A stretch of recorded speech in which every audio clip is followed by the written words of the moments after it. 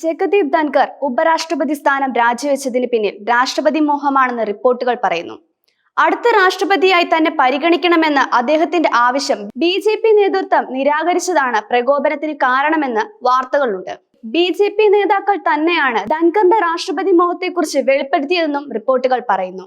അധികാരം നേടുന്നതിൽ പ്രത്യേക തന്ത്രജ്ഞനായ രാഷ്ട്രപതിയായിരുന്നതിനാൽ ഇത്തരം റിപ്പോർട്ടുകളെ തള്ളിക്കളയാനാകില്ലെന്നും രാഷ്ട്രീയ നിരീക്ഷകർ ചൂണ്ടിക്കാട്ടുന്നു. നിലവിലെ രാഷ്ട്രപതി ദ്രൗപദി മുർമുവിന് 2 വർഷം കൂടി കാലാവധിയുണ്ട്. മുർമുവിന്റെ കാലാവധി അവസാനിക്കുമ്പോൾ തന്നെ ആ സ്ഥാനത്തേക്ക് പരിഗണിക്കണമെന്ന് ധൻകർ ബി.ജെ.പി. ദേശീയ നേതൃത്വത്തോട് ആവശ്യപ്പെട്ടതായാണ് റിപ്പോർട്ടുകൾ സൂചിപ്പിക്കുന്നത്.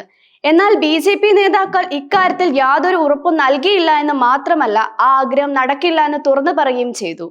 ഇതോടെയാണ് ധൻകർ ബി.ജെ.പിയുമായി അകലുകയും സ്ഥാനമൊഴിയാൻ തീരുമാനിക്കുകയും ചെയ്തത്.